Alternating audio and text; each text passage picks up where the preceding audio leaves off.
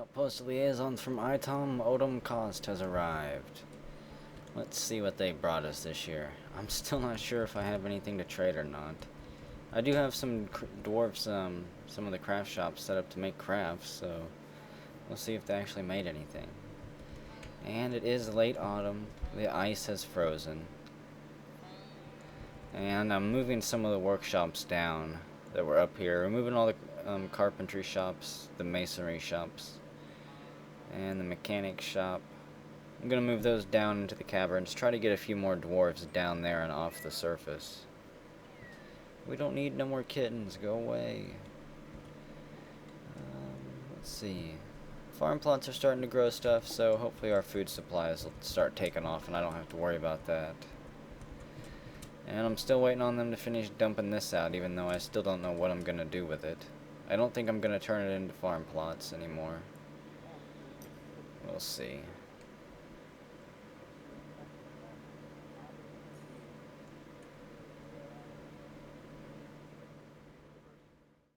Okay, well, it appears that one of our dwarves went and did something crazy. He jumped down here, through this hole, between the ice blocks, and got himself trapped right there.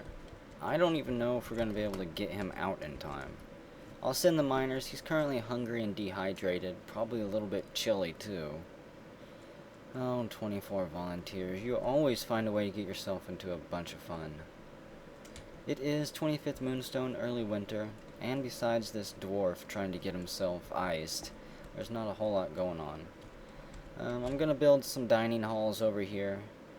I'm not sure what else I'll build in this block, if anything. I'd like to try to utilize all this space for a bunch of different bedrooms. I'm going to start making some personalized bedrooms for a few of the dwarves. Actually, for every dwarf, because I want every dwarf to have a place to go put all their stuff. Expand that out a little bit. No, miner, don't go to this one first. I need to go over there and save 24 volunteers. Well, that's what you get, dwarf, for trying to dive into the pond whenever it's frozen solid. We'll just cross our fingers and hope that we don't have to bury him, because I don't have any coffins made yet.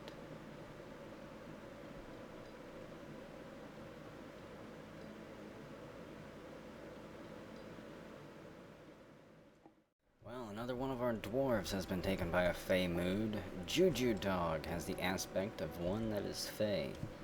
You might notice a few changes up here. I have torn down the trade depot, and I put that down in the cavern. So now the traders want to take our stairwell all the way down, instead of us coming up here. And what does he want? He's a novice mason. I know we've got mason shops. Oh, you're a novice glassmaker? I don't have any glass for you. You're so dead, Juju Dog. Workshop, let's see.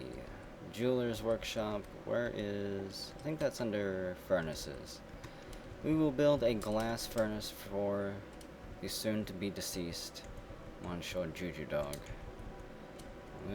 We'll just build it right here for now, because I'm going to end up moving it soon. That's not where I want my furnaces to go.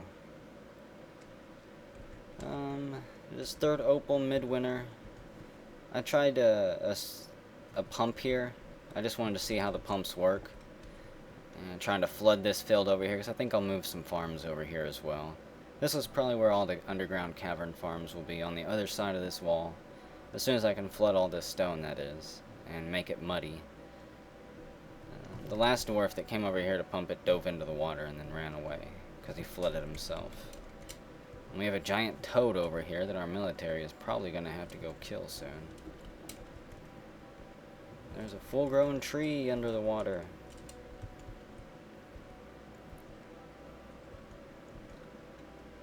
Well, let's see. The glass furnace is made. Juju Dog is no longer here. I'm guessing that means he's going to go claim that workshop. We'll cut a few more trees on the surface here. The caverns are mostly sealed off. I've even removed a few more ramps from down below. So now the only way for monsters to get up is to come through this little section right here. So far, we haven't had to worry about that. A lost adventurer walked onto the map and then died in a pool of his own pus. Forbid his stuff, because I'm pretty sure his bloody pus will also kill any dwarves that come in contact with it. I don't know if a dog killed him or if he just died from his own wounds. Let's see. Pigeons, pigeons, pigeons, diplomats, and a wild toad.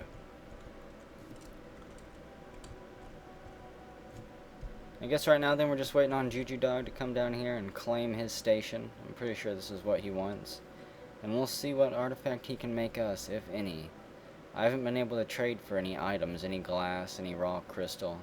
So if he needs any of that, I don't think I have any. I can't remember trading, maybe once or twice for it. Here he comes, he storms down to it. Well, there you go, Juju Dog. Let's see, what does he need? I must have raw green glass. I must have rock blocks, rough gems, cut gems, raw green glass. Well, we might have a little bit of time. With any luck, we'll get more merchants here. Maybe some Nords, maybe some dwarves. And we can pick up some glass from them. Otherwise, rest in peace, Juju Dog. We'll come back when it's time to bury you.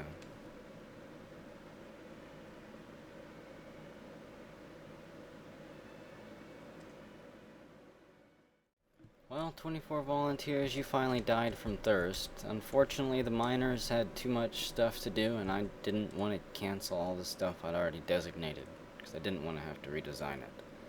So, unfortunately, we'll just leave your body here until someone gets around to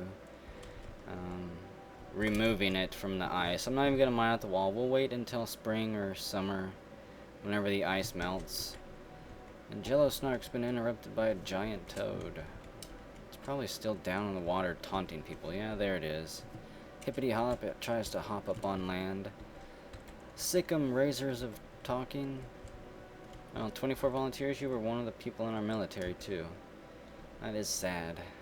You tried to fight so hard. Maybe you got thrown in there by a wild zombie turkey.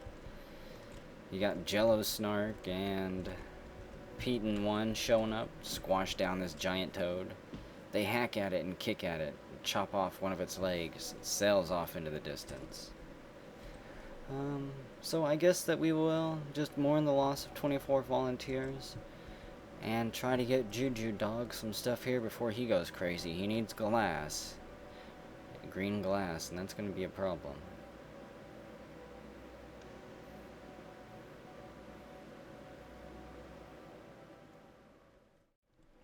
Well, it is that time. Again, I believe it's time to kiss the wagon goodbye. We're going to deconstruct it, and I'm going to put a meeting point down near the cavern barracks. That way all the animals will stop hanging out up here. Most of the people will stop hanging out up here. We'll have a few craftsmen, I think, a few farmers. Probably be moving the first military into all these bedrooms down here soon. And of course we'll have the emergency hospital on the top floor that's slowly being overgrown by plants. So, I don't know. I always just miss seeing the wagon go goodbye. It's such a pivotal moment because you know you'll never see it again.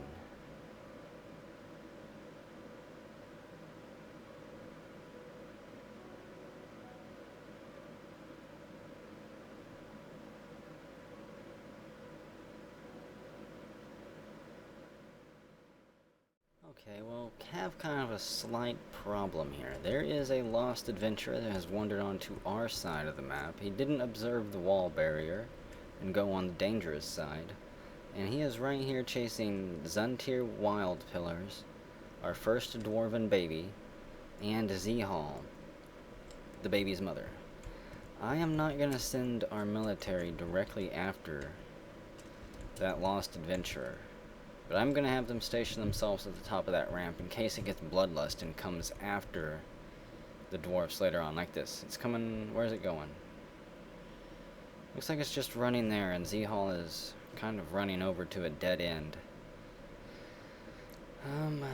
I don't know if it's more scared of us than we are of it, but Z-Hall is about to find out. Z-Hall is carrying a ball of yarn, maybe, and the baby. Run, Z-Hall, run past the lost adventurer. The lost adventurer runs off, screaming a whole bunch of gobbledygook, doesn't understand anything. So I guess maybe the lost adventurer won't be a threat right now. He finally collects his bearings and goes right there.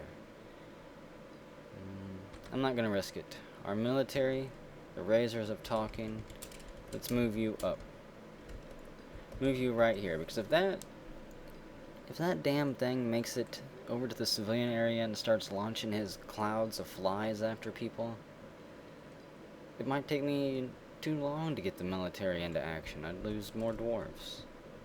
So he's up there. We've got 3 people. Let's see. We've got Apex Origin, a legendary gem cutter, creator of Lurth the Tag. We got Master Azra here. Hasn't really advanced any of his combat skills yet. And Jello Snark. You're still trying to learn too, but you're an adequate weaponsmith who is a little bit rusty. I don't know where the rest of your squad is, but I'm fairly certain that you all can take him on. So let's give you the kill order. We target the lost adventurer, and the trio of dwarves takes off after him.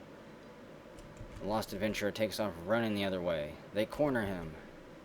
He throws his fly stuff at Jello Snark, who dodges to the side, having landed a blow on the adventurer's lower abdomen.